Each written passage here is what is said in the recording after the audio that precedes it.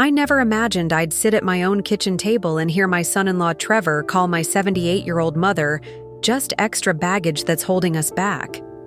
Especially not when I was the one secretly financing their entire luxury lifestyle, including the $2.3 million mortgage on their dream home in Malibu. The look on his face when I made that phone call to cancel everything, absolutely priceless. Sometimes the most satisfying justice doesn't come from planning revenge. It comes from simply removing the support someone never knew they had. Before we jump back in, tell us where you're tuning in from. And if this story touches you, make sure you're subscribed, because tomorrow I've saved something extra special for you.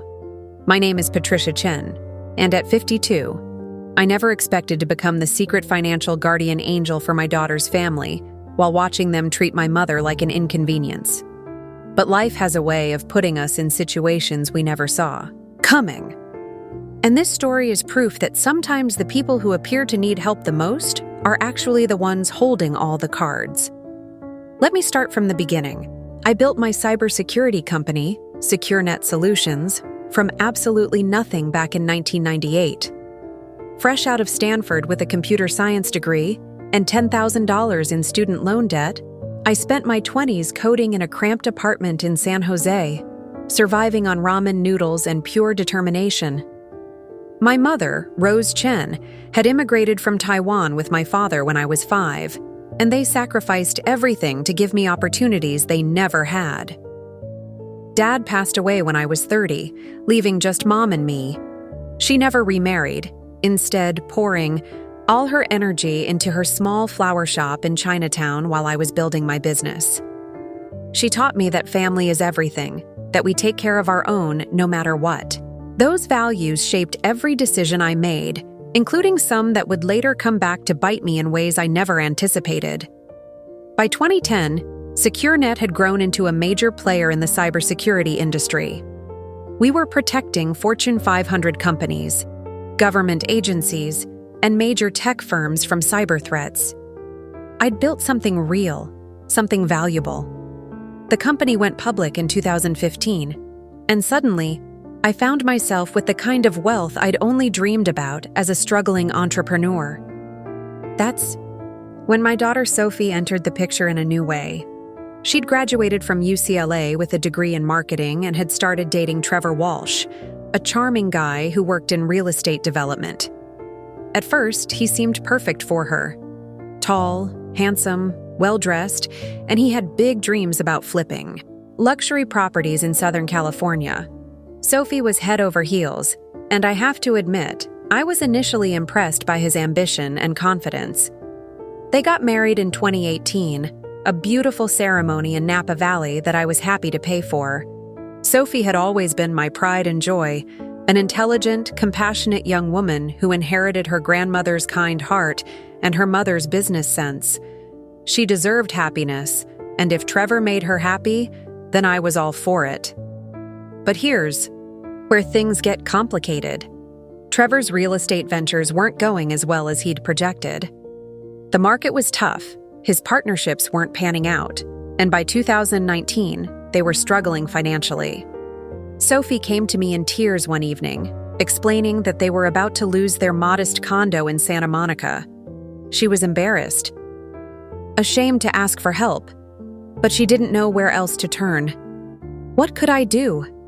This was my daughter, my only child, asking for help to save her marriage and her home. I didn't hesitate. I quietly paid off their mortgage, restructured their debts, and even helped Trevor secure a few better real estate deals through my business connections. I told them it was a loan, but in my heart, I knew I'd never ask for repayment. Family doesn't keep score, right? Well, that was my first mistake. Instead of being grateful and working harder, Trevor saw my financial intervention as validation of his lifestyle choices. Rather than scaling back or developing a more sustainable business model, he began living, even more extravagantly. Designer clothes, expensive cars, lavish vacations to Europe and Asia. When I gently suggested they might want to be more careful with their spending, Trevor would wave off my concerns with comments like, "Patricia understands. investment in image, or we're building a brand here. Meanwhile, my mother Rose was getting older. At 76, she was still trying to run her flower shop, but her arthritis was making it increasingly difficult. She'd never ask for help directly, that's not her way, but I could see she was struggling. Her little apartment above the shop was becoming too much for her to maintain, and the neighborhood was changing in ways that made me worry about her safety. I suggested she come live with me in my home in Palo Alto. I had plenty of space, a beautiful guest suite with its own entrance, and it would give me peace of mind knowing she was safe and cared for. Mom was hesitant at first. She'd always been fiercely independent, but eventually agreed when her arthritis flared up badly and she couldn't manage the stairs to her apartment for 3 days. That's when I made what I now realize was my second mistake. I thought it would be nice for Mom to have more family around, so I suggested to Sophie and Trevor that they might want to move closer. Their Santa Monica condo was nice, but my connections in Silicon Valley could help Trevor's real estate career, and being near family seemed like a natural evolution. Trevor was immediately interested, but not for the reasons I'd hoped. He saw dollar signs. He started talking about upgrading their lifestyle to match their new opportunities, and began house hunting in the most exclusive neighborhoods. When he found a stunning modern mansion in Malibu with ocean views, an infinity pool, and a price tag of $2.3 million, I should have put my foot down. But Sophie was so excited, and Trevor painted such a picture of how this move would transform their lives and his business prospects. He talked about hosting networking events, impressing high-end clients, and building the kind of reputation that would make him a major player in luxury real estate. Against my better judgment, I agreed to co-sign the mortgage and provide the substantial down payment. Here's what I didn't tell them. I structured the deal so that I was essentially the primary mortgage holder. Through a complex arrangement with a private lending company I'd invested in, I was technically their creditor, not the bank.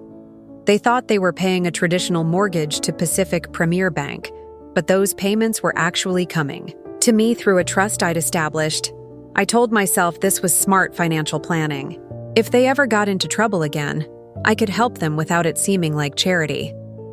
If they succeeded and built wealth on their own, I could eventually transfer full ownership to them as a gift. It seemed like the perfect safety net.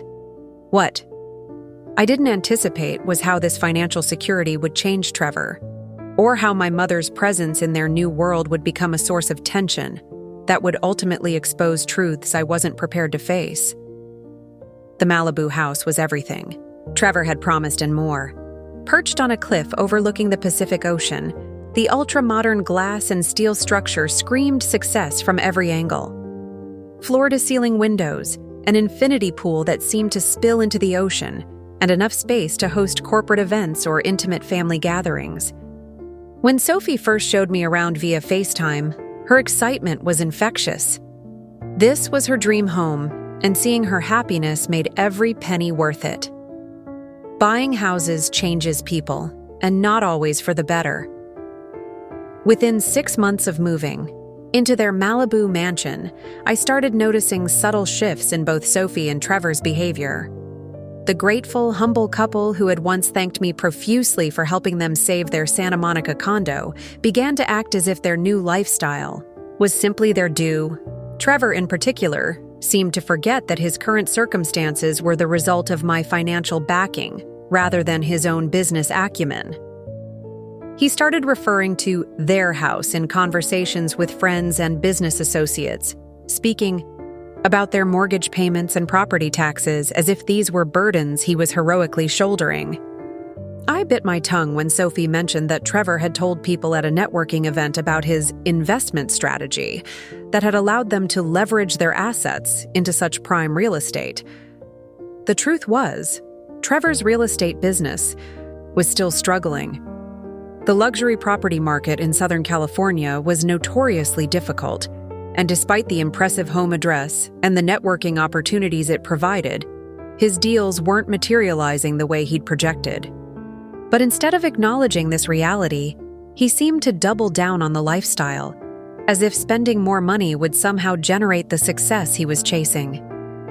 That's when my mother Rose became part of their daily life, and the real problems began.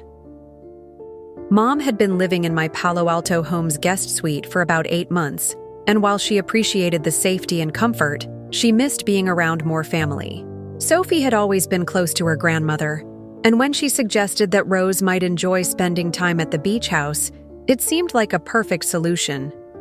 Mom could have a change of scenery, Sophie would have helped with household management, and I could have peace of mind knowing my mother was surrounded by family. Preparing and narrating this story took us a lot of time, so if you are enjoying it, subscribe to our channel. It means a lot to us. Now back to the story. But I underestimated how much Trevor's attitude had changed since moving into the Malibu house. The first signs were small.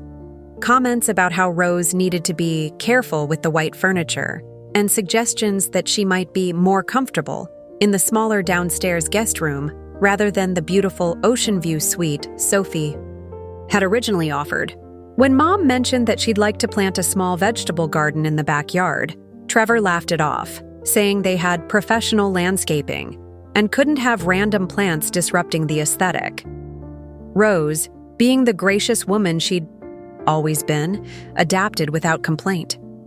She helped Sophie with cooking, kept the house immaculate, and spent her days reading on the deck or taking gentle walks along the beach. She was the ideal house guest, quiet, helpful, and genuinely grateful to be there. But Trevor began treating her presence as an inconvenience rather than a blessing. It started with little digs. Comments about how 3 generations under one roof could be challenging, or how their social calendar had to be adjusted because Grandma needs her routine. When Sophie tried to include Rose in their dinner parties or social gatherings, Trevor would make subtle suggestions about how certain events might be too late or too sophisticated for an elderly woman. What really bothered me was how Trevor began speaking about Rose when she wasn't in the room. During one of my visits, I overheard him on a phone call with one of his business partners, complaining about how their living situation had become complicated and how they were managing family obligations that were affecting their ability to entertain properly. Meanwhile, my mother was contributing more to their household than Trevor realized. She was an excellent cook, and many of the elaborate dinner parties Trevor hosted featured dishes Rose had prepared. She had a green thumb, despite Trevor's landscaping concerns, and the small herb garden she'd quietly established in a corner of the property was providing fresh ingredients that elevated their dining experiences.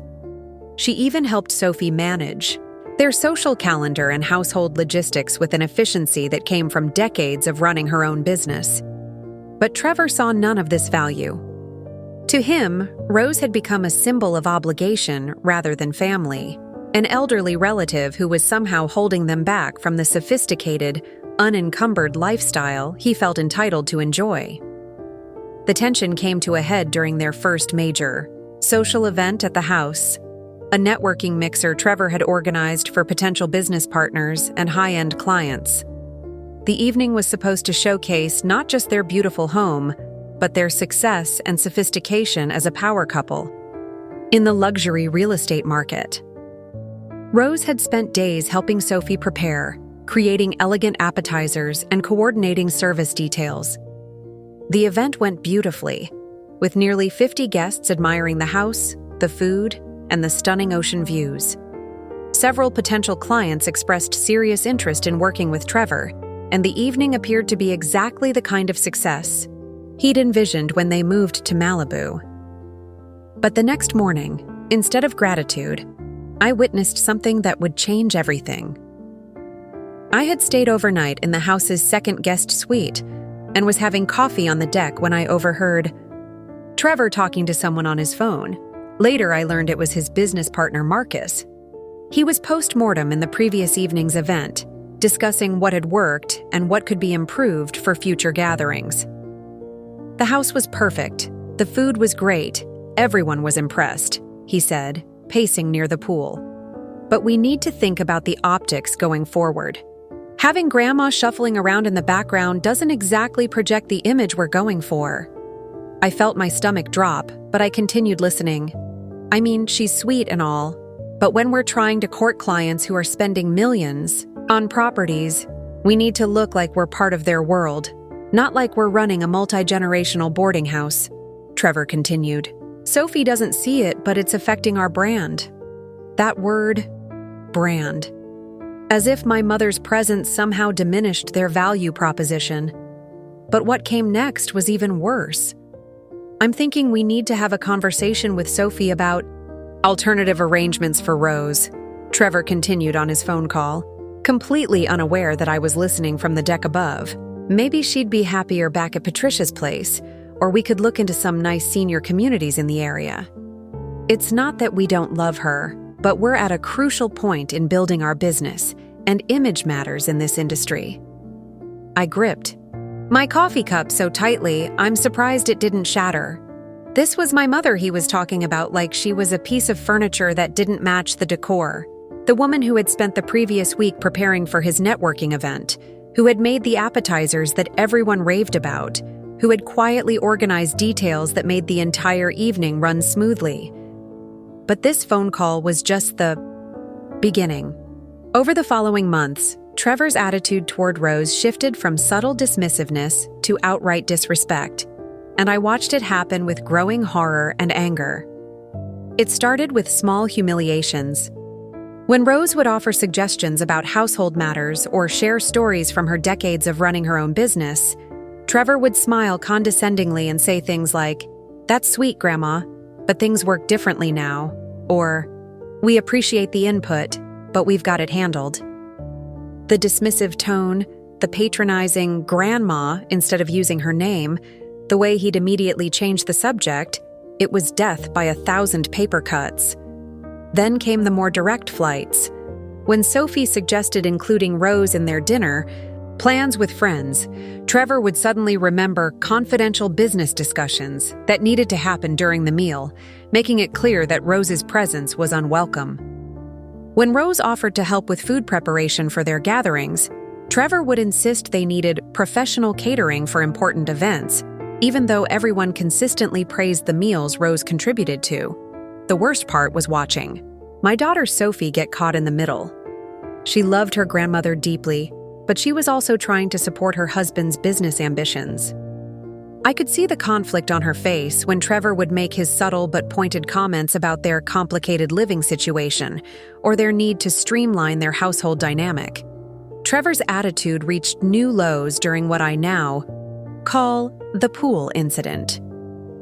Rose enjoyed taking gentle water therapy sessions in their pool for her arthritis, something her doctor had specifically recommended. She was always careful to use it during off-peak hours, usually early morning or late afternoon when no one else was around. But when Trevor was showing the house to a potential high-end client one afternoon, he found Rose doing her gentle exercises in the pool. Later that evening, I heard him lecturing Sophie about boundaries and professional appearances. "I can't have clients seeing an elderly woman doing physical therapy in our pool," he said with obvious frustration. "It sends the wrong message about the property, about our lifestyle. This isn't a rehabilitation center, it's a luxury estate." Sophie tried to defend her grandmother. "Mom needs those exercises for her arthritis, Trevor. Her doctor recommended daily water therapy." "Then maybe she should be doing it at an actual physical therapy facility," Trevor shot back. "Or better yet, maybe it's time we seriously considered whether this arrangement is working for anyone." That phrase, this arrangement, as if my mother's presence was some kind of business deal that wasn't performing to expectations. But Trevor's disrespect wasn't limited to private conversations. He began making pointed comments in front of Rose herself, always careful to frame them as practical concerns rather than personal attacks. During a family dinner, he casually mentioned that they were exploring options for making the house more suitable for entertaining, and that they might need to optimize their space usage. When Rose asked what that meant, Trevor explained with a fake smile that they were considering converting the downstairs guest suite into a home office, since their business was expanding. The message was clear. Rose was taking up space that could be put to more profitable use. I watched my 78-year-old mother, this woman who had sacrificed everything for her family, who had built a successful business from nothing, who was contributing daily to their household in ways Trevor refused to acknowledge, slowly begin to shrink under his constant subtle hostility. She started spending more time in her room, declining invitations to join family activities, and making herself as invisible as possible. When I confronted Sophie about what I was witnessing, she made excuses. Trevor's just stressed about business, or he doesn't mean it the way it sounds, or Mom's being a little sensitive because she's adjusting to retirement. But I could see in Sophie's eyes that she knew her husband's behavior was wrong. She was just too invested in preserving her marriage and supporting his ambitions to confront it directly. But Trevor was completely unaware of this connection. To him, Marcus Reed was an unreachable elite client that represented everything he aspired to become. So when Trevor learned that Marcus would be attending a private investment summit in Newport Beach, he spent $3,000 of what he thought was their money, but was actually mine, on a ticket to the event. The summit was a 2-day affair at the Pelican Hill Resort, featuring presentations from successful entrepreneurs, investment strategies, and networking opportunities. Trevor saw it as his chance to make the connection that would transform his career from struggling real estate agent to luxury property specialist for ultra-high net worth individuals.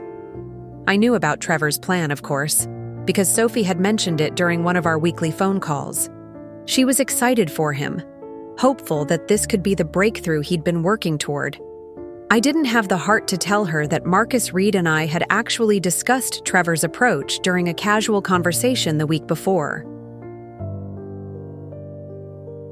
See, Marcus had called me for a routine security consultation, and somehow our conversation had turned to family. When I mentioned that my son-in-law was in real estate, Marcus laughed and said he'd been getting calls and emails from dozens of agents trying to get his attention about his Beverly Hills property. There's this one guy, Trevor Walsh, who's been particularly persistent, Marcus had said. He keeps name-dropping connections and talking about his exclusive Malibu clientele and his luxury lifestyle expertise. He even sent me photos of his house as evidence of his success in the high-end market. I had nearly choked on my coffee.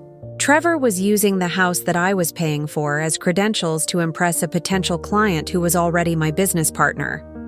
But I didn't interfere.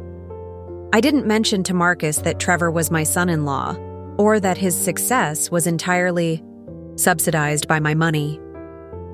I was curious to see how this would play out naturally. The summit took place on a Thursday and Friday, and Trevor left for Newport Beach with tremendous confidence. He'd bought a new Armani suit for the occasion, charged to one of the credit cards I was secretly paying off, and had prepared what he called his portfolio presentation, showcasing his most impressive properties and connections. What happened? At that summit was a masterclass in karma. According to Sophie, who heard the story from Trevor afterward, he had managed to get into a conversation with Marcus Reed during the cocktail reception on Thursday evening. Trevor launched into his carefully rehearsed pitch about his expertise in luxury coastal properties and his track record with high net worth clients.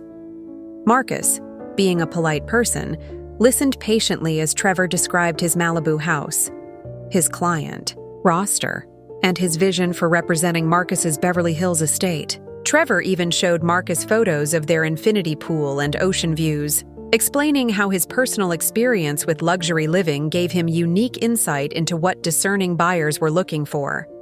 Then Marcus asked a simple question that should have been Trevor's first warning. So how did you get into the luxury market?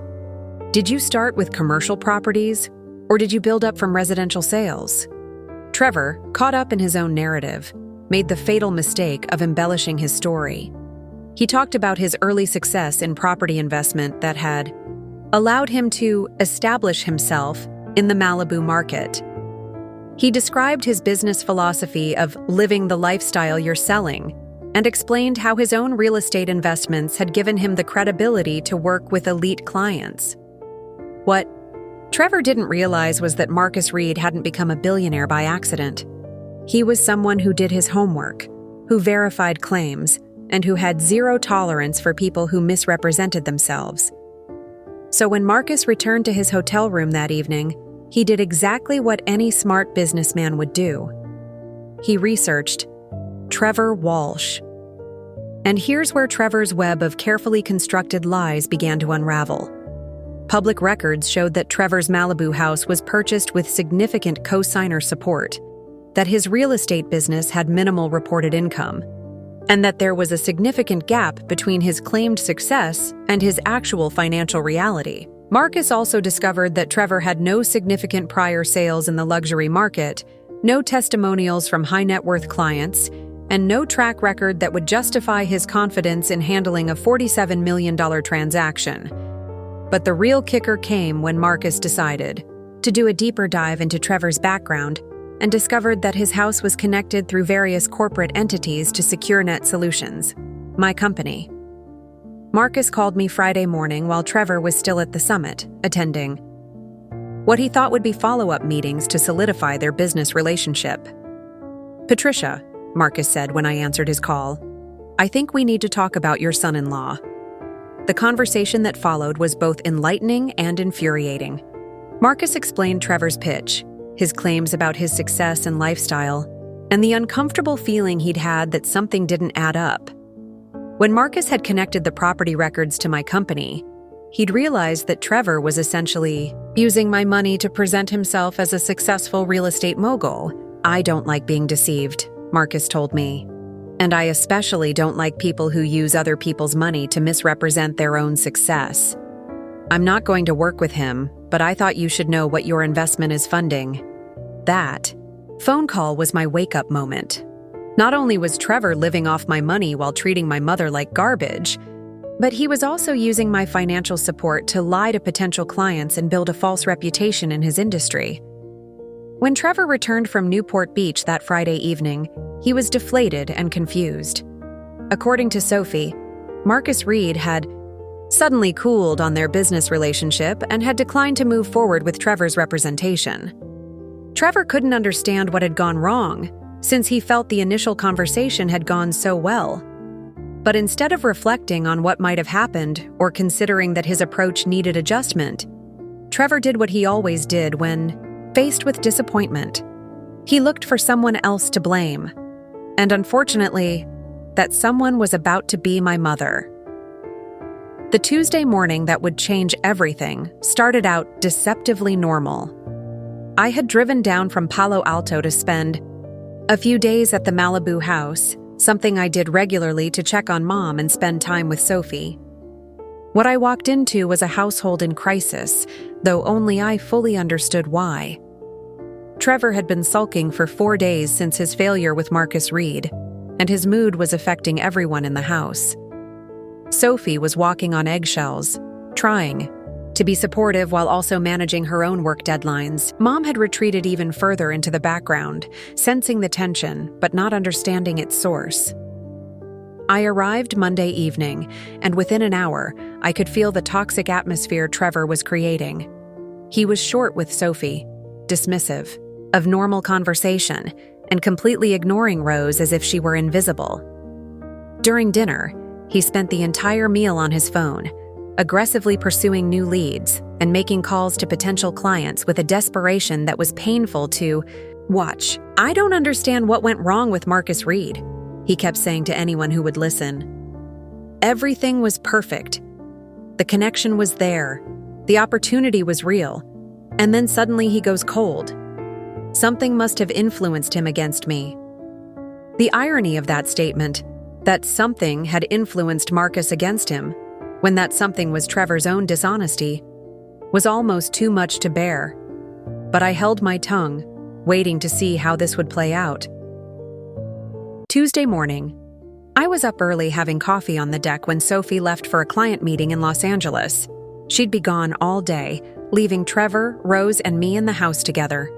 I should have sensed that this was a recipe for disaster, but I was actually looking forward to some quiet time with my mother. Rose was in the kitchen preparing what had become her morning routine, making fresh bread and organizing the day's meals.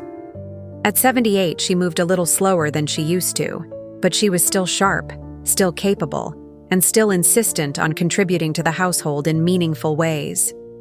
The smell of her homemade bread filled the house, and I was reminded of my childhood mornings when she would bake before opening her flower shop. That's when Trevor appeared in the kitchen, already dressed for the day in one of his expensive suits, looking like he was preparing for battle rather than a day of real estate showings. His phone was already in his hand, and he was reviewing his schedule with the frantic energy of someone who desperately needed a win. "Morning," he said curtly, not really looking at either Rose or me. He went straight to the coffee machine, which Rose had already prepared, and poured himself a large cup. "Good morning, Trevor," Rose said warmly. "I made your favorite.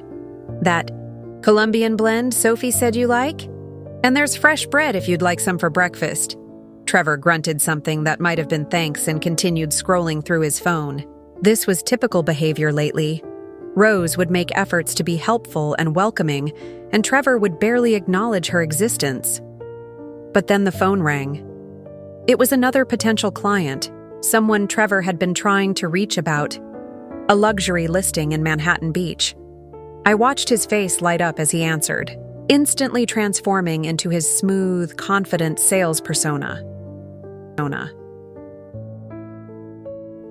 For 20 minutes, I listened to Trevor pitch himself as a successful luxury real estate specialist, describing his track record, his high-end clientele, and his deep understanding of the coastal luxury market.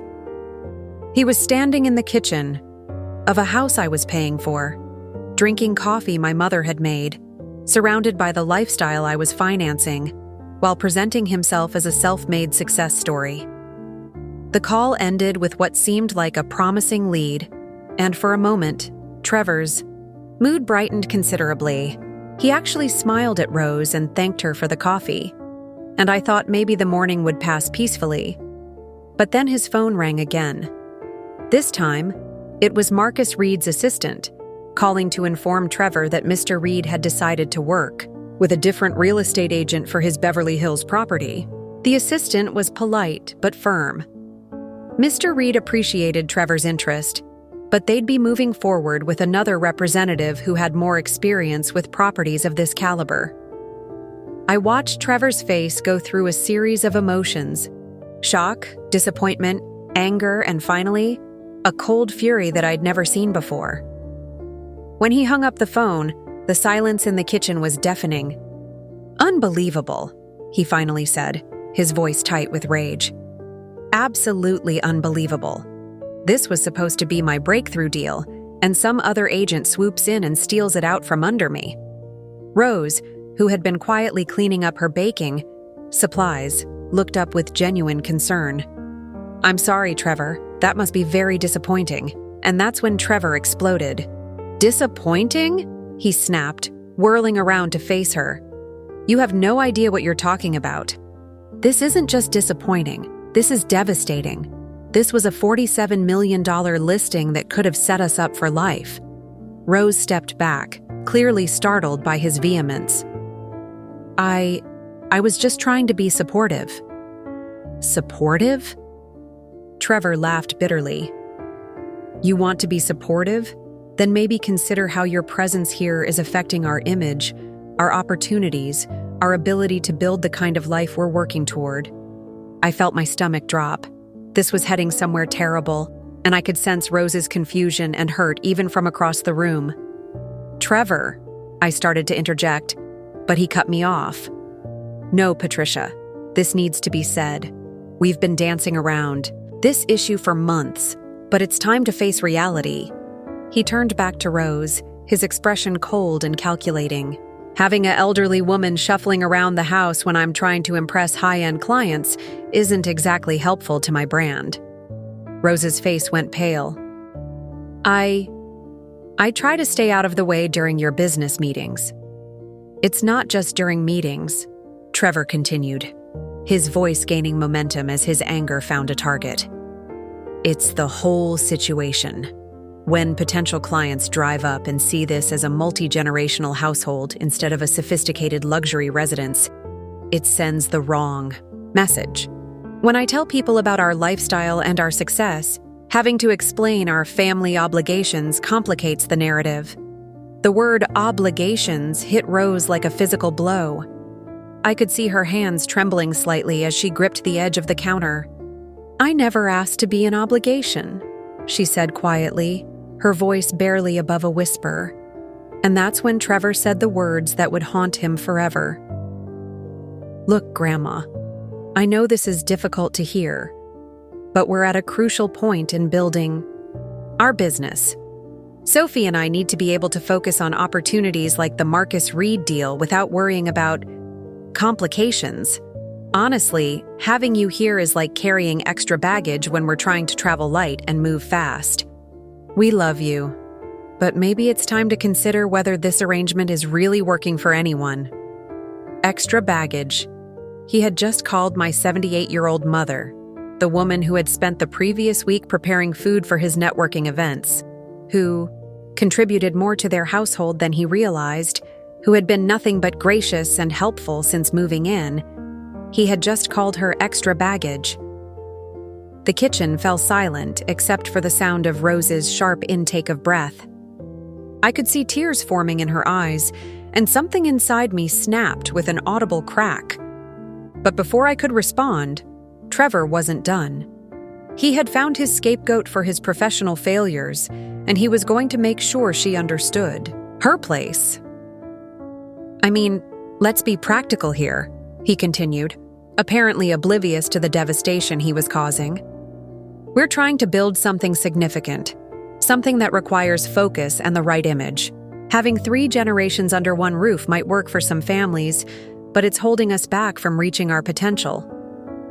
That was it. That was the moment when 18 months of watching Trevor's entitlement, ingratitude, and disrespect crystallized into perfect clarity. He had just called my mother extra baggage while standing in a kitchen she maintained, in a house I owned, living a lifestyle I financed. The audacity was breathtaking. The cruelty was unforgivable. And Trevor was about to learn exactly what extra baggage really looked like. The silence that followed Trevor's extra baggage comment stretched for what felt like an eternity. Rose stood frozen at the kitchen counter, tears now openly streaming down her face, while Trevor remained completely oblivious to the magnitude of what he'd just said. He was already back to scrolling through his phone, probably looking for the next client to lie to about his success, but I wasn't frozen. I was calculating. In that moment of crystalline clarity, I made a decision that had been building for months. Trevor wanted to travel light without extra baggage? Perfect. I was about to show him exactly what traveling light really looked like. "Trevor," I said, my voice eerily calm, "I need to speak with you privately." He looked up from his phone, clearly irritated by the interruption. "Can it wait? I need to make some calls about the Marcus Reed situation and figure out what went wrong." "No," I said firmly. "It can't wait. And what went wrong with Marcus Reed is exactly what we need to discuss." Something in my tone must have registered because Trevor finally looked at me directly. Rose excused herself quietly, probably to go cry in private, which broke my heart even further. I walked to my purse and pulled out my phone. Without saying a word, I opened my banking app and turned the screen toward Trevor. "Do you recognize this account number?" I asked. Trevor squinted at the screen, confused. "Should I?" "It's the account your mortgage payments go to every month. Not Pacific Premier Bank, like you think." "This account?" "Mine." The confusion on Trevor's face deepened. "I don't understand what you're trying to say." I pulled out my laptop and opened my financial management software. Months of documentation were right there, organized in neat spreadsheets that told the story of Trevor's entire subsidized existence. "Let me explain it to you simply," I said, turning the laptop screen toward him. "You don't pay your mortgage to a bank, Trevor. You pay it to me. I own your debt completely." Trevor's face went pale as he stared at the screen showing mortgage payments totaling nearly $200,000 over 18 months, all deposited into my accounts. That's impossible," he stammered. "We have a mortgage with Pacific Premier Bank. We went through the whole approval process." "Yes, you did," I agreed. "And then I immediately purchased that mortgage from them through my investment company. Every month when you think you're building equity with a traditional lender, you're actually paying me back for the house I bought you." I clicked to another spreadsheet showing car lease payments. "The Mercedes you drive? Leased through my company. The BMW Sophie drives? Same thing. You've never made a single payment to the actual leasing companies because I pay those bills directly." Trevor was now gripping the edge of the counter, his knuckles white. "Patricia, what are you saying?"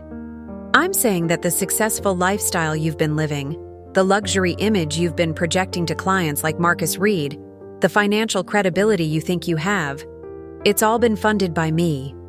Every single month for the past 18 months." I opened another document showing the furniture purchases, utility payments, property tax payments, and the dozens of cash transfers I'd made to keep their accounts in good standing. $470,000, Trevor.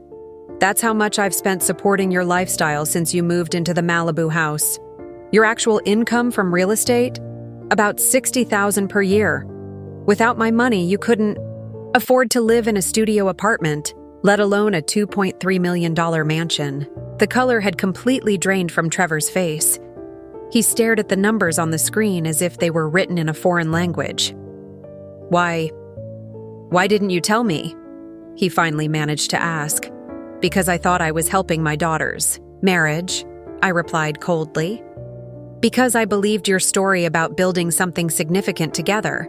Because I wanted to protect your pride while supporting Sophie's happiness." Trevor slumped into a chair, the weight of the revelation clearly crushing him. "So when I told Marcus Reed about my success, about my investment strategies, you were describing my money and my investments," I finished for him. "Marcus Reed didn't go cold on you because some other agent swooped in, Trevor. He went cold because he did a background check and discovered that everything you told him about your success was a lie. And do you know how he discovered that? The breaking point came during Trevor's birthday celebration in September. Sophie had planned a beautiful dinner party with about 20 guests, a mix of family, friends, and business associates.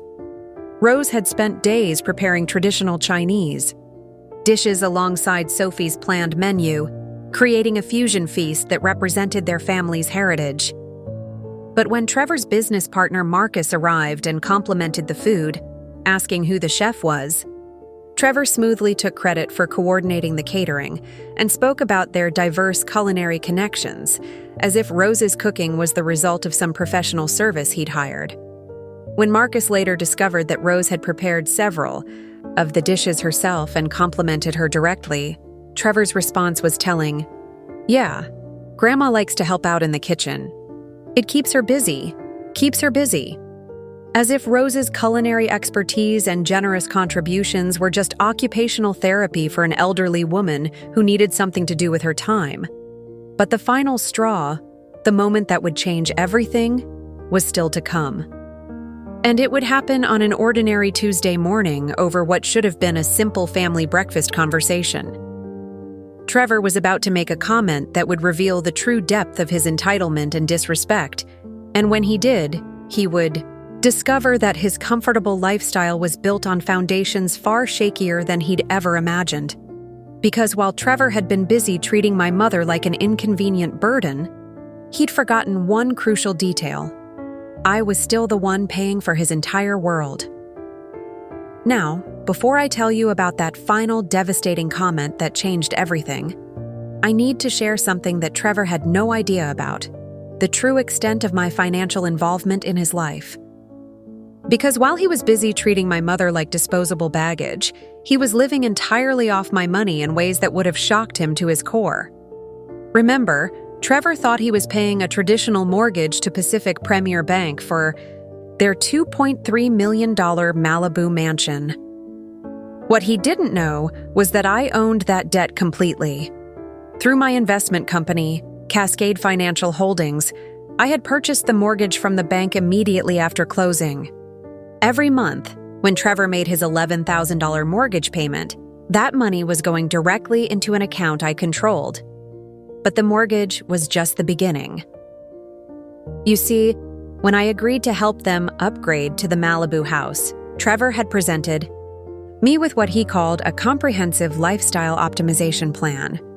He'd actually created a PowerPoint presentation, I'm not kidding, explaining how their new address and elevated lifestyle would generate business opportunities that would pay for themselves within 2 years.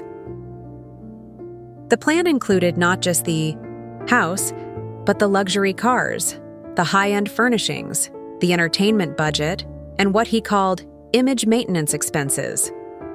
Designer clothes, exclusive gym memberships, country club fees, and a marketing budget for his real estate business that included professional photography, website development, and networking event costs. Like a fool, I believed in his vision. Or maybe I just wanted to believe that my daughter's husband was the successful entrepreneur he claimed to be. Either way, I didn't just co-sign for their mortgage. I became the silent financier of their entire lifestyle. The Mercedes SUV that Trevor drove to his business meetings, leased through my company. The BMW convertible that Sophie used for her marketing consultancy work, same deal. The $50,000 in custom furniture that made their house photo-ready for Trevor's real estate marketing materials, charged to one of my business credit accounts. Their monthly expenses were staggering. Between the mortgage, car payments, insurance, utilities, property taxes, groceries, dining out, entertainment, and Trevor's business expenses, they were spending nearly $25,000 per month. And Trevor's actual income from his real estate business? On a good month, maybe $8,000. Most months, closer to $4,000. I was subsidizing a $250,000 annual lifestyle for a man who was earning roughly $60,000 a year. But here's the part that really gets me. I structured it all through complex business arrangements, so Trevor could maintain his pride. The car leases were handled through my company's corporate fleet program. The furniture and household expenses were processed as consulting fees for Sophie's marketing work with my business.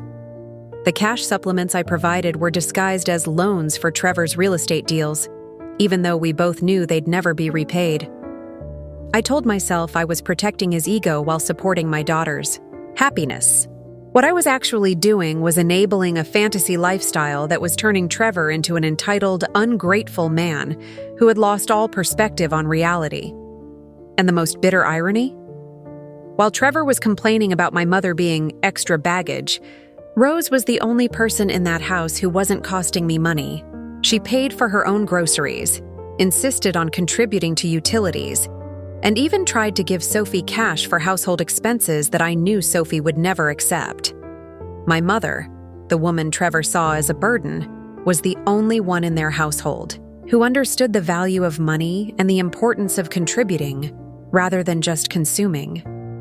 Let me give you some specific numbers that really put this in perspective. In the 18 months since they'd moved into the Malibu house, I had paid $198,000 in mortgage payments, $47,000 in car lease payments, $31,000 in property taxes and insurance, $28,000 in utilities and maintenance, $43,000 in furniture and home improvements, $52,000 in what Trevor called business development expenses, $67,000 in straight cash subsidies disguised as various loans and consulting fees.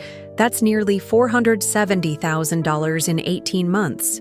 Almost $500,000 to support the lifestyle of a man who was now suggesting that my 78-year-old mother was somehow a financial burden on their household. The documentation was all there in my financial records. Every payment, every transfer, every loan that we both knew would never be repaid.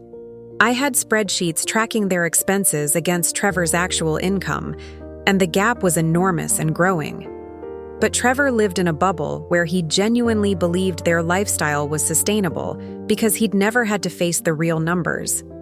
When the mortgage payment was automatically deducted from their account, he saw it as evidence of their financial success, not realizing that I was the one ensuring those funds were available.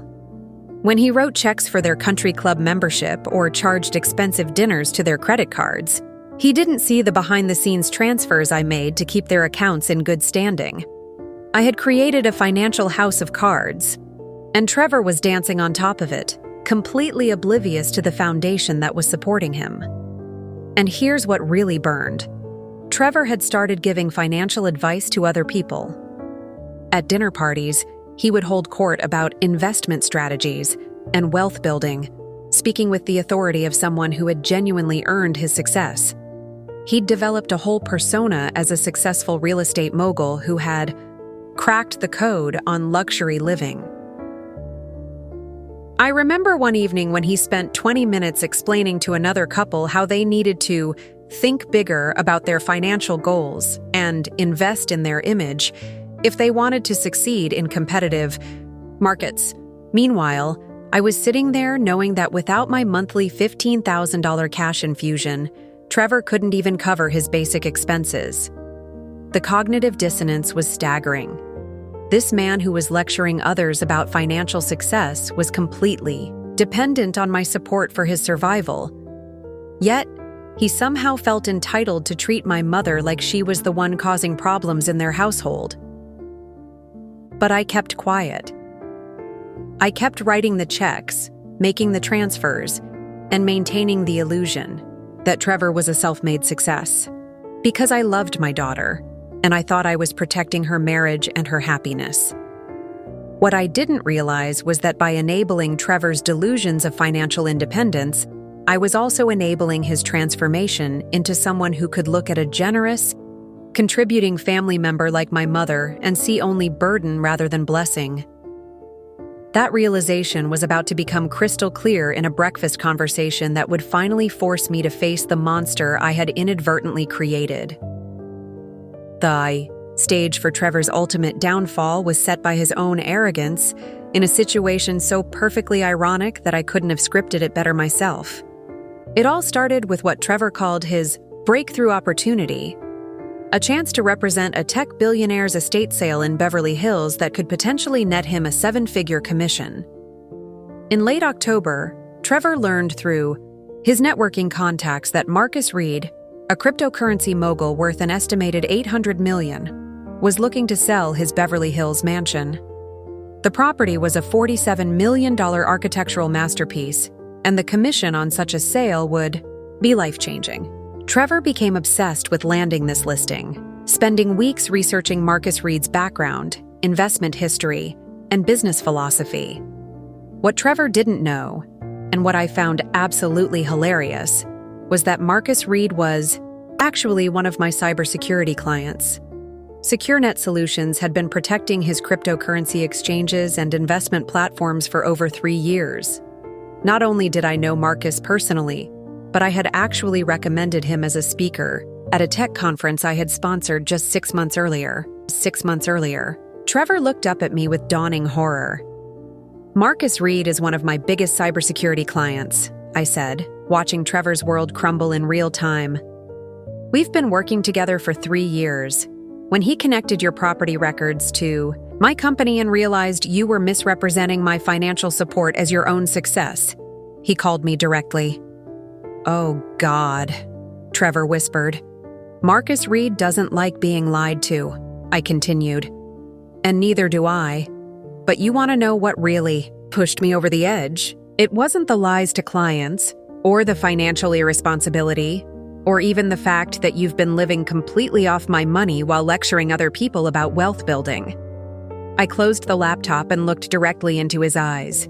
It was you calling my mother extra baggage. The woman who bakes your bread every morning, who prepares food for your networking events, who contributes more to this household than you do, who has been nothing but gracious and helpful since day one. You called her extra baggage. Trevor tried to speak, but I held up my hand. "Let me tell you about extra baggage, Trevor. Extra baggage is paying nearly $500,000 to support someone's lifestyle while they treat your family like garbage. Extra baggage is financing someone's lies to business clients while they lecture others about financial success. Extra baggage is watching someone use your money to build a false reputation while they suggest your mother is the problem. I stood up and grabbed my phone. You want to travel light without extra baggage? Congratulations. You're about to get exactly what you wished for. Trevor's eyes widened in panic. Patricia, wait. Let's talk about this. I didn't realize... You never meant what, Trevor? You never meant to call my mother extra baggage? Because you said it pretty clearly. Or you never meant to lie to clients about your financial situation. Because you've been doing that consistently for months. I was already dialing as I spoke. What are you doing? Trevor asked, his voice cracking. I'm calling Cascade Financial Holdings. That's my investment company, to initiate immediate collection proceedings on your mortgage. I'm also calling my corporate fleet management company to arrange for the immediate return of both vehicles. Trevor jumped up from his chair. You can't do that. We have agreements, contracts. Yes, we do, I agreed calmly. Contracts that give me the right to call in the debt immediately if the borrower misrepresents their financial situation to third parties or engages in activities that jeopardize the security of the loan. Using my money to lie to potential clients definitely qualifies. Patricia, please, Trevor begged. Sophie doesn't know about any of this. If you pull everything now, it'll destroy our marriage, our life. I paused with my finger over the call button. You should have thought about that before you decided my mother was extra baggage, I said coldly. But don't worry, Trevor. I'm not going to destroy Sophie's life. I'm just going to stop subsidizing yours. And then I made the calls that would change everything. The first call was to my investment company's loan servicing department. This is Patricia Chen. I need to initiate immediate acceleration on the Walsh mortgage account. Yes, the full balance. Effective immediately. Trevor sat in stunned silence as I continued. Second call. Corporate fleet management. I need vehicles. Returned today. Both the Mercedes and BMW registered to the Walsh account. By the time I finished the third call, to my accountant to stop all automatic transfers to Trevor's various accounts, Trevor was sitting with his head in his hands, the full reality of his situation finally sinking in. How long do we have? He asked quietly. For the house. 30 days to arrange alternative financing for $2.1 million. For the cars? They'll be picked up this afternoon. For the monthly cash supplements? They stopped the moment I hung up the phone. Trevor looked up at me with desperate eyes. Patricia, I'm sorry. I'll apologize to Rose. I'll change. I'll do whatever it takes to fix this. I'm sure you will, I replied. But not on my dime. The man who 10 minutes earlier had called my mother extra baggage was about to learn exactly what it felt like to lose everything he thought he'd built. And honestly, I felt absolutely no regret whatsoever. The hour following my phone calls was unlike anything I'd ever experienced. Watching someone's entire world collapse in real time is sobering, even when that person absolutely deserves what's happening to them. Trevor went through what I can only describe as the 5 stages of grief at warp speed, cycling between denial, anger, bargaining, depression, and a desperate kind of acceptance that was painful to witness. First came the denial. For about 10 minutes after I finished my calls, Trevor kept insisting that there had to be some mistake, some misunderstanding that could be cleared up with a few phone calls of his own. He actually tried calling Pacific Premier Bank to confirm his mortgage status, only to be transferred between departments before finally being told that his loan had been sold to a private investment firm months ago. This can't be legal, he kept saying, pacing the kitchen like a caged animal. You can't just pull financing like this without warning. There have to be procedures, protections. I showed him the loan documents he'd signed, pointing to the acceleration clauses that gave me the right to call in the full balance if certain conditions were met. His misrepresentation to Marcus Reed and the subsequent business relationship damage clearly qualified. Then came the anger. "You set me up!" Trevor exploded, his voice echoing through the house. "This whole thing was some kind of trap, wasn't it? You've been waiting for an excuse to destroy me, to prove that I wasn't good enough for Sophie." I let him vent, watching this man who had been so cruel to my mother just an hour earlier now playing the victim in his own story. The irony was staggering. "I set you up by paying your bills for 18 months?" I asked calmly. "I set you up by giving you every opportunity to succeed while asking for nothing in return except basic human decency? You should have told me," he shouted. "I had a right to know where the money was coming from. And what would you have done differently if you'd known? Would you have been more grateful? More respectful to my mother? More honest with your clients?" That question stopped, his rant cold because we both knew the answer. Trevor would have done exactly what he'd been doing, living off my money while treating my family poorly, except he would have resented me for it. The bargaining phase was the most pathetic. Trevor spent the next 20 minutes making increasingly desperate offers to fix the situation. He'd pay me back with interest. He'd restructure his business to be more profitable. He'd take out loans to cover the mortgage. He'd sell everything else he owned to keep the house. What about a payment plan? He pleaded. "Give me 6 months to get the Marcus Reed situation sorted out, to build up my client base. I can make this work, Patricia. I just need time." "Like you needed time to treat my mother with basic respect," I replied. "How much time should I have given you for that, Trevor? Another 18 months? Another year of watching you call her? Extra baggage?" That shut down the bargaining pretty quickly. The depression hit when reality truly sank in. Trevor slumped in his chair, staring at his phone as if it might magically provide a solution to problems that were fundamentally unsolvable.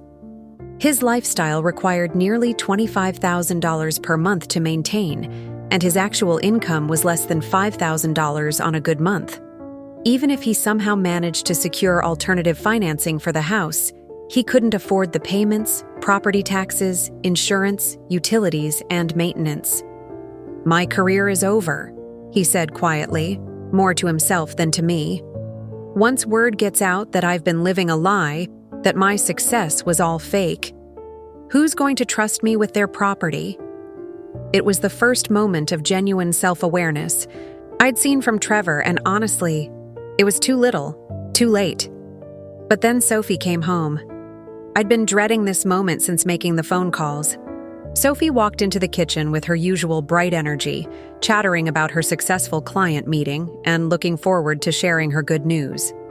She stopped mid-sentence when she saw Trevor's devastated expression and my grim demeanor. "What's going on?" she asked, immediately sensing the tension in the room. "Did something happen?" Trevor looked at me with pleading eyes, silently begging me to let him explain the situation in his own way.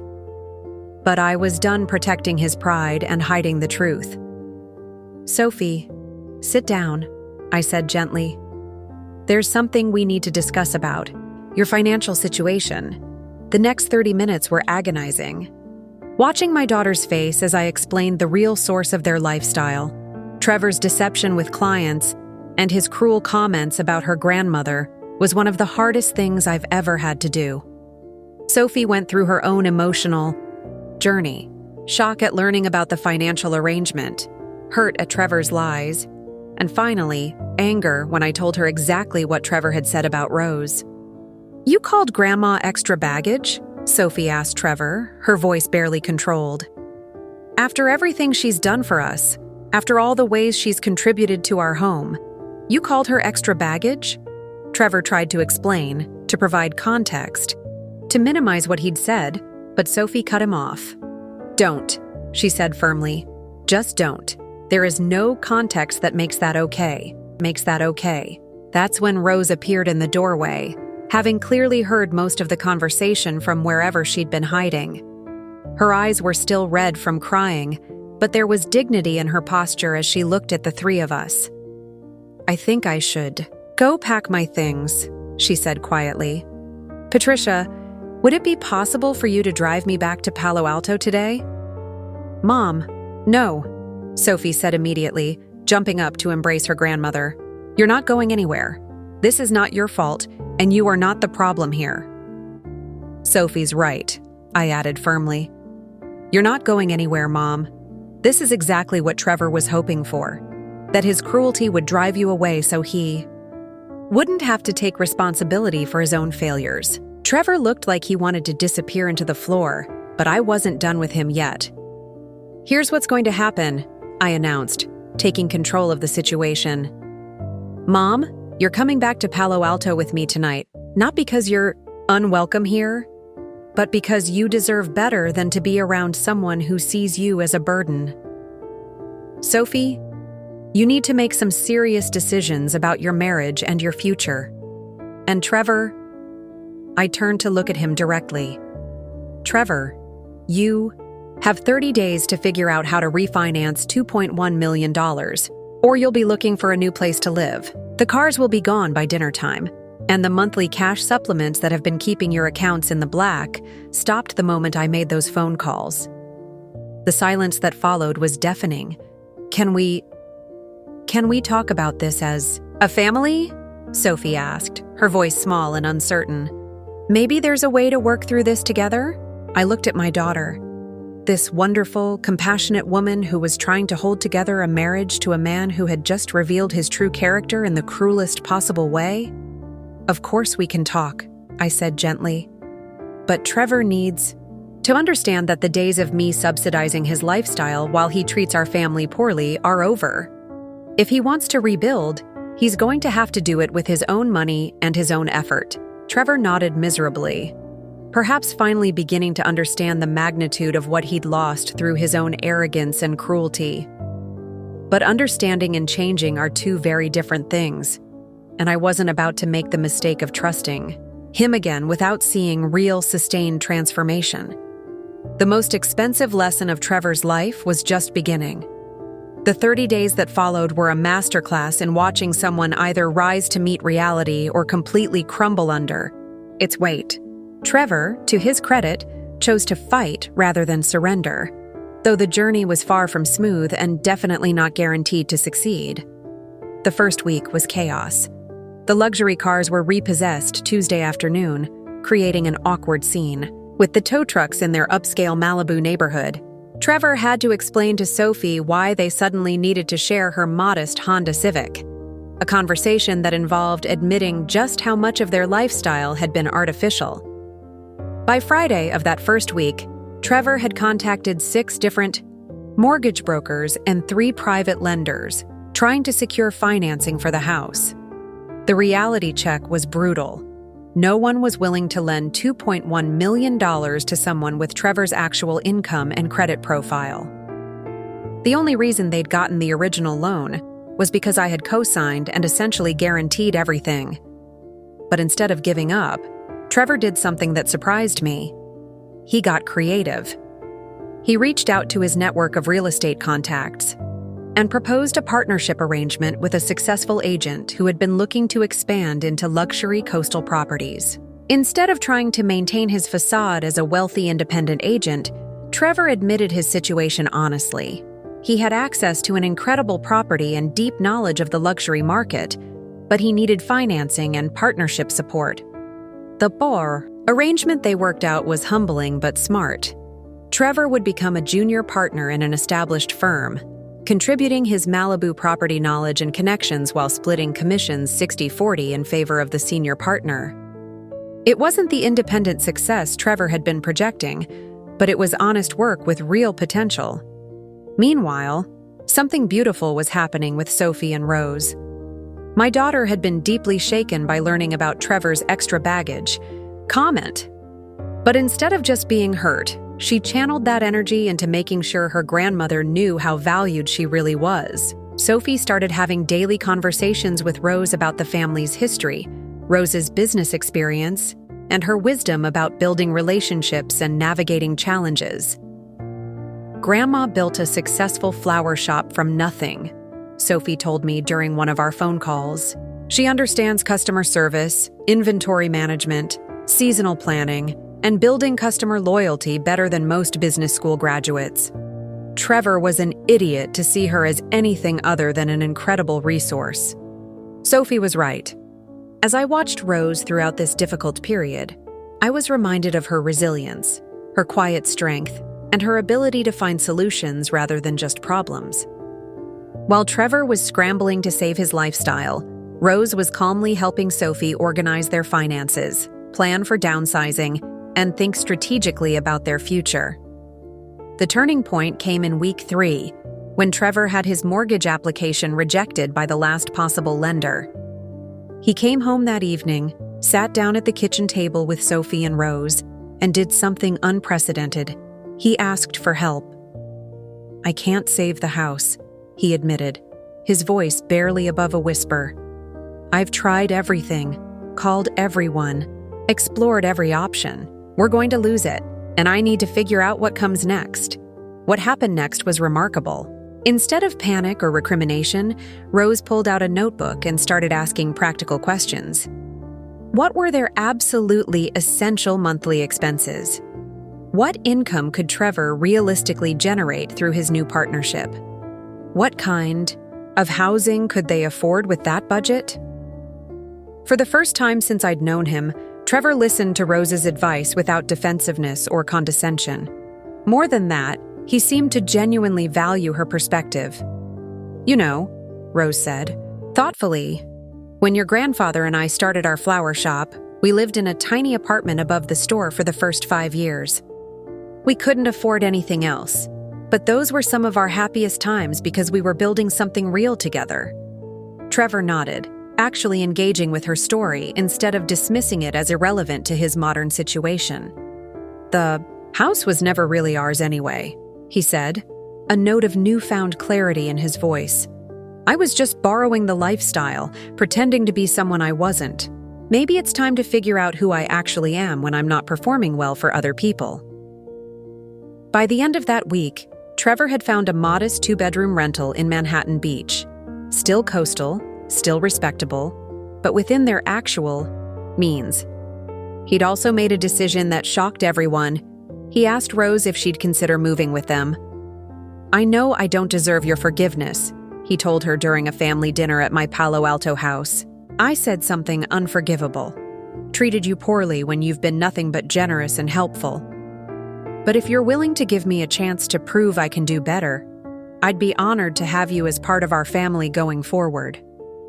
Rose was quiet for a long moment, studying Trevor's face as if trying to determine whether his transformation was genuine or just another performance. "Family isn't just about comfortable homes and fancy cars," she finally said. "It's about how we treat each other when things get difficult. You hurt me deeply, Trevor, but I've seen how you've handled these challenges, and I think you're starting to understand what really matters." She paused, then smiled slightly. "Besides, you're going to need help learning how to live within your means, and I'm very good at stretching a dollar." The laughter that followed was the first genuinely warm family moment I'd witnessed between Trevor and Rose since this whole situation began. But the most significant change was in Trevor's relationship with honesty. His new business partnership required complete transparency about his financial situation, his past mistakes, and his current limitations. Instead of the exhausting performance of fake success, Trevor was learning to build genuine relationships based on actual competence and authentic character.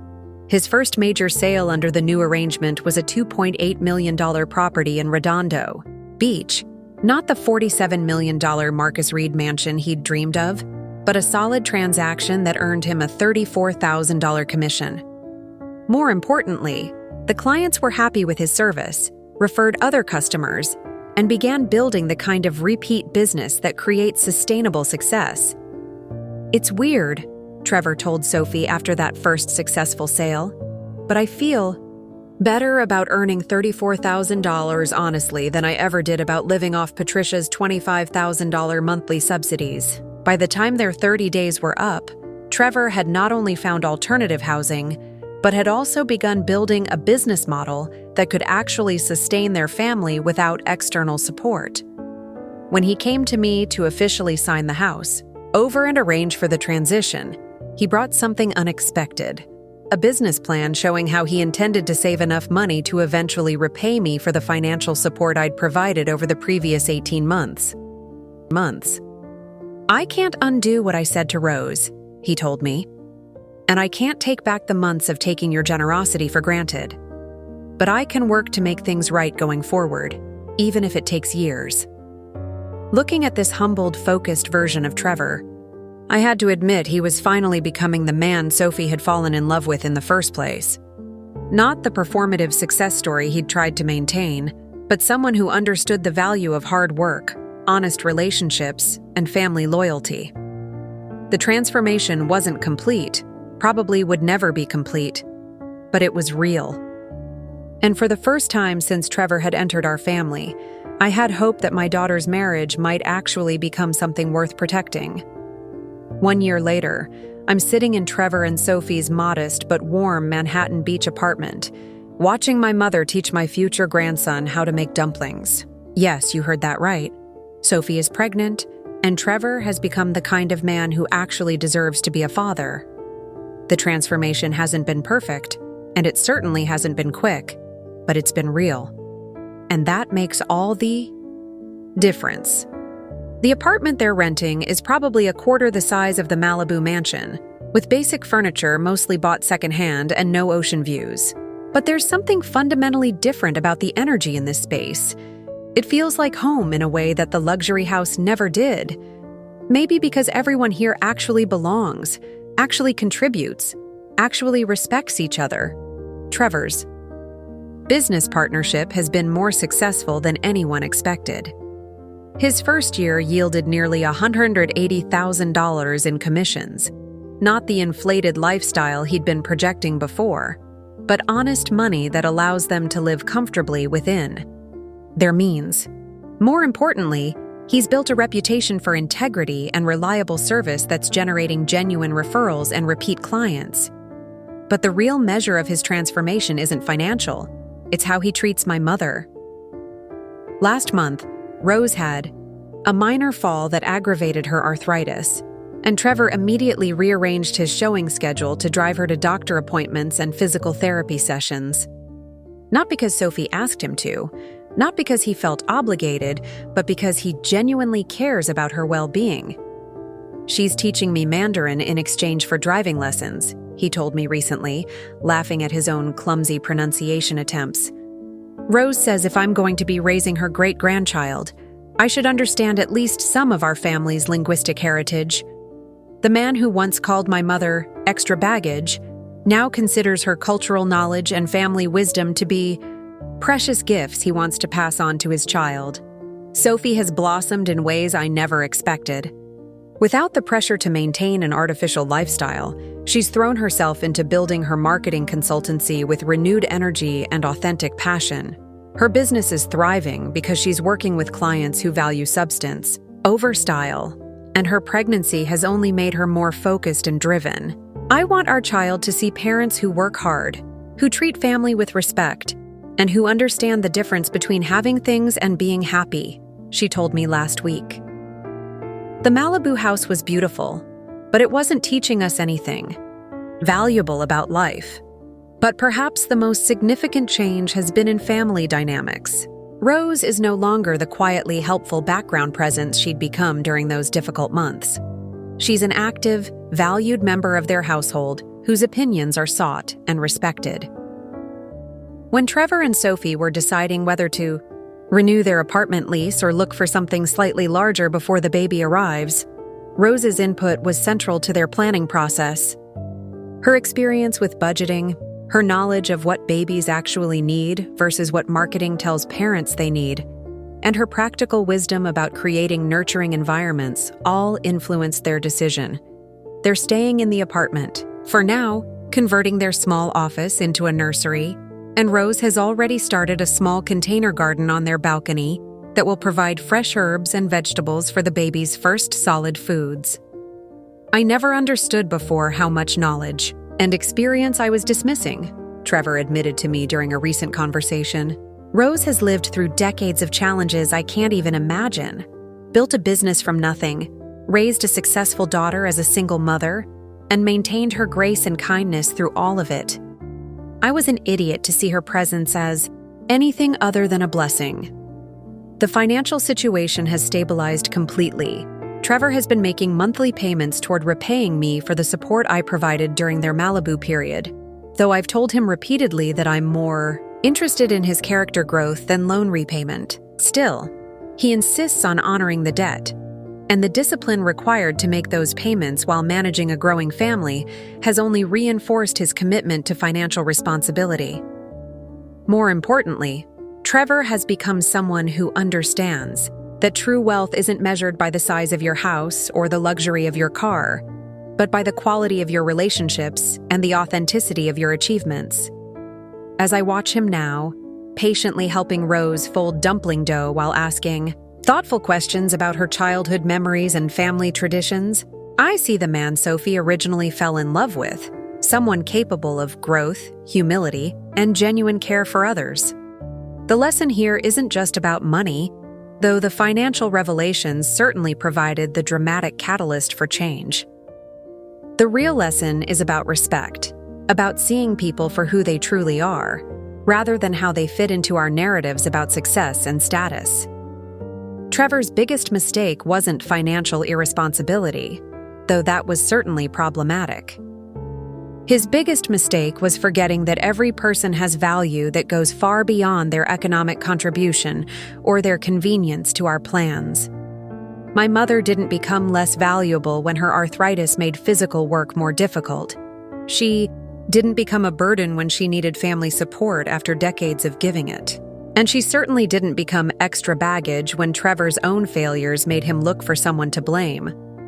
For those of you watching this who might be dealing with similar family situations, whether you're supporting adult children who've lost perspective, or caring for aging parents who need more help than they used to provide, or trying to navigate the complex dynamics of multi-generational households, remember this: family isn't a business transaction where everyone has to contribute equally to deserve equal respect.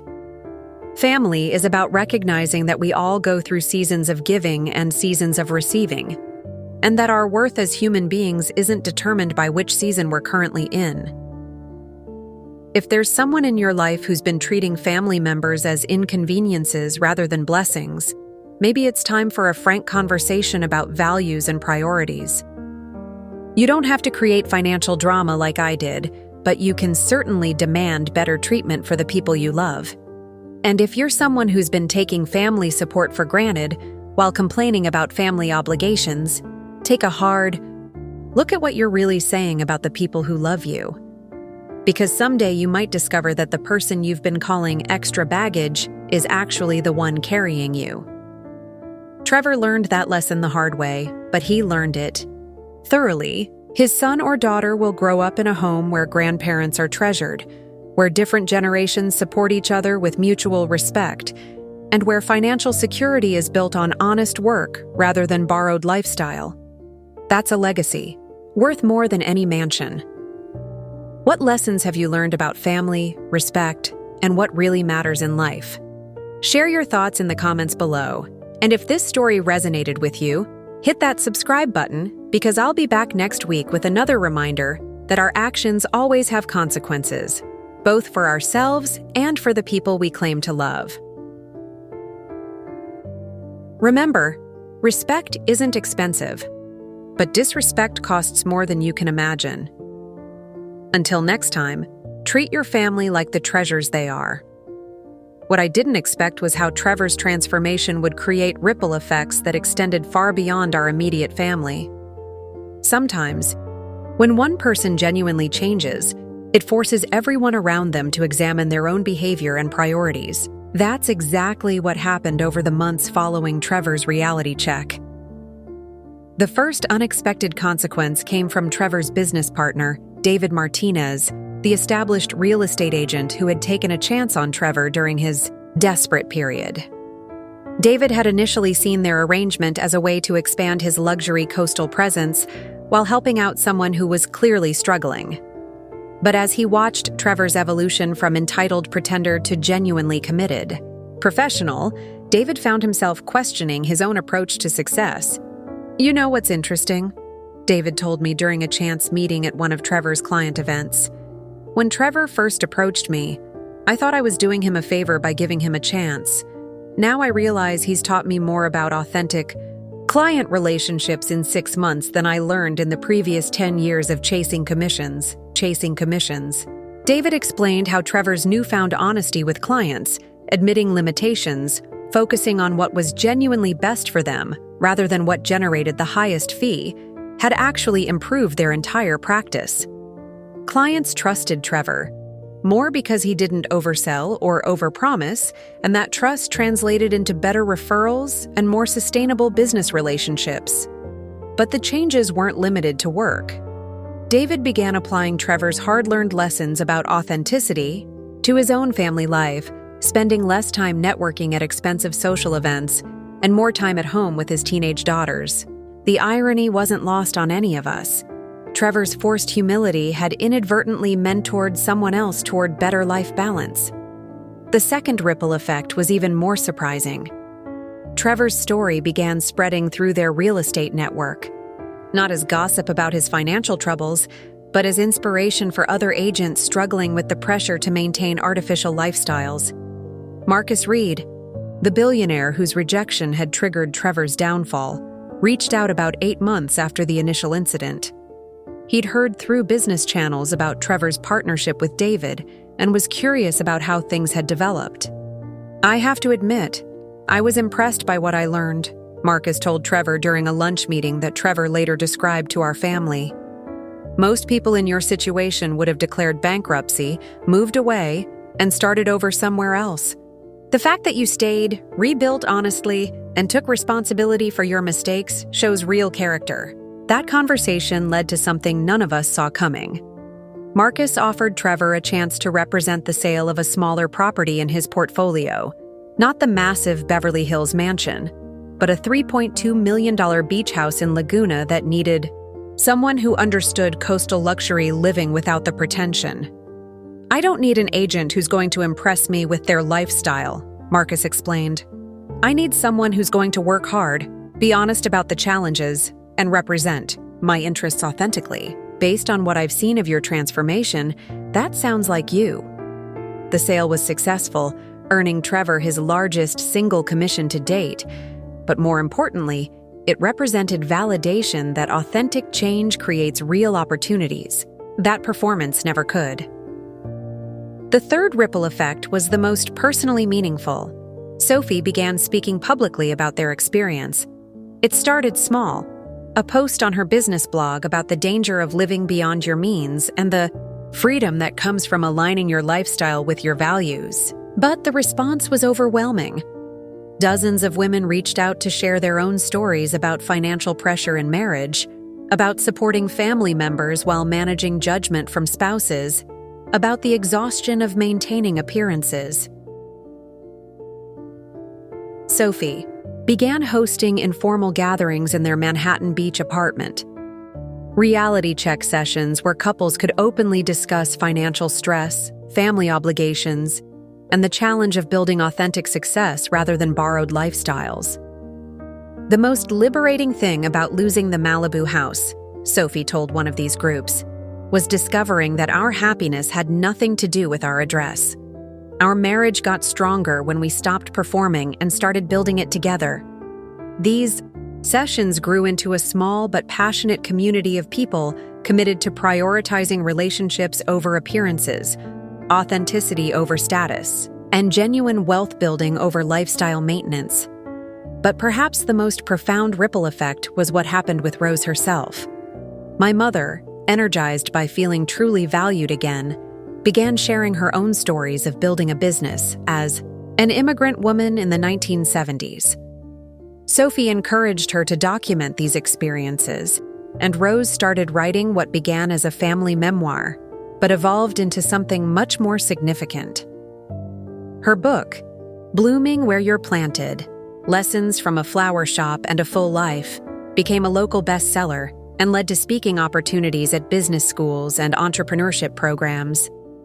Rose, at 79, found herself giving advice to young entrepreneurs about resilience, authentic leadership, and building sustainable businesses based on genuine service rather than quick profits. The woman Trevor had once called extra baggage was now teaching graduate-level courses in practical business wisdom to students who hung on her every word. "It's funny," Rose told me during one of our weekly calls. "I thought my teaching days were over when I retired from the flower shop. But it turns out life experience is the most valuable curriculum of all, and there are always students ready to learn if you're willing to share honestly." Trevor attended several of Rose's speaking events, not out of obligation, but out of genuine pride and interest. The man who had once dismissed her contributions now took notes during her presentations and frequently quoted her business philosophy in his own client interactions. The transformation was so complete that sometimes I had to remind myself this was the same person who had caused such pain with his extra baggage comment just 2 years earlier. But the changes weren't just individual. They were changing the entire culture of our extended family. Other relatives who had witnessed Trevor's crisis and recovery began having their own conversations about authenticity, financial responsibility, and the treatment of family members. Sophie's cousin Emily, inspired by their story, left her high-stress, corporate job to start a small business helping seniors transition to downsized living with dignity. Trevor's sister Jennifer, who had always been critical of people who couldn't make it on their own, volunteered to help elderly neighbors with their technology needs after seeing how valuable Rose's wisdom had become to their family. Even the broader community was affected. Their Manhattan Beach neighborhood, initially curious about why the successful young couple from Malibu had moved to a modest apartment, gradually learned their story and began creating support networks for other families managing multi-generational living situations or financial transitions. The apartment complex where they lived started hosting monthly potluck dinners where residents shared skills, resources, and support, directly inspired by seeing how Trevor, Sophie, and Rose had created genuine community through authentic relationships rather than impressive appearances.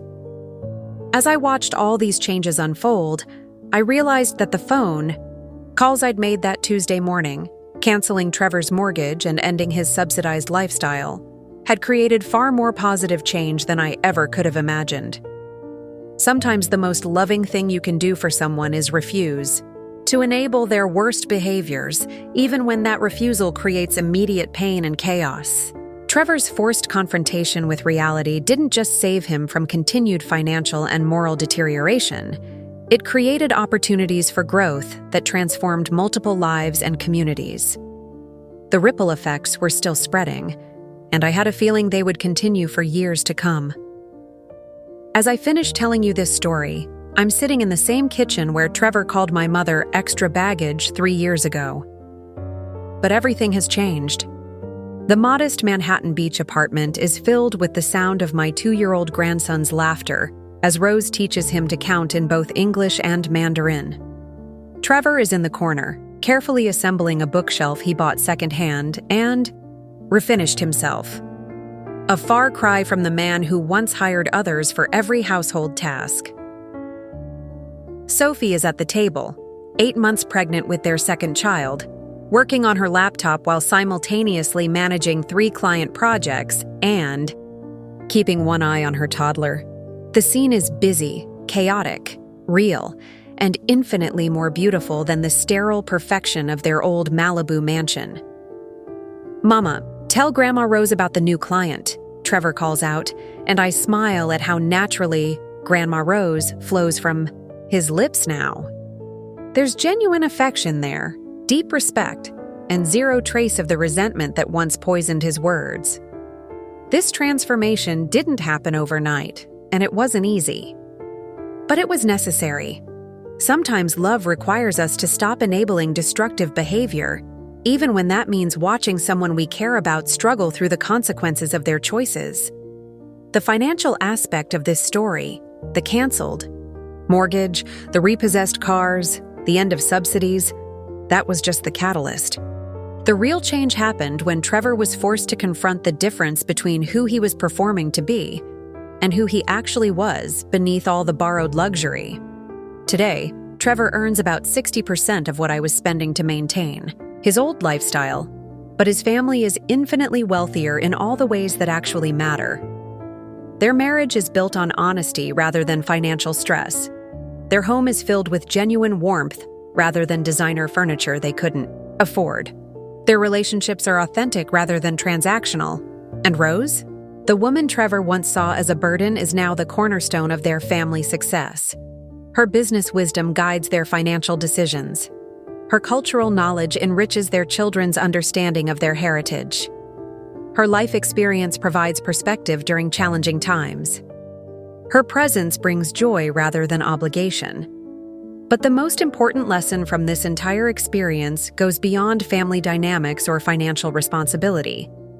It's about recognizing the true value of people in our lives and treating them with the respect they deserve, regardless of their current circumstances or ability to contribute in ways we immediately recognize. Trevor's biggest mistake wasn't living beyond his means or lying to clients about his success. His biggest mistake was losing sight of human dignity, of the intrinsic worth that every person possesses simply by being who they are. My mother didn't become less valuable when arthritis limited her physical capabilities. She didn't transform into a burden when she needed family support after decades of providing it. And she certainly didn't deserve to be called extra baggage when Trevor's own failures made him desperate for someone to blame. The phrase extra baggage implies that someone is weighing down your journey, preventing you from reaching your destination. But what Trevor discovered, what we all learned through this difficult process, is that the people who truly love and support us aren't baggage at all. They're the foundation that makes the journey possible. For those of you watching who might see parallels to your own family situations, remember this. Authentic relationships require mutual respect, but that respect doesn't have to be earned through equal economic contribution. Family members go through seasons of giving and seasons of receiving, and everyone deserves dignity during both phases.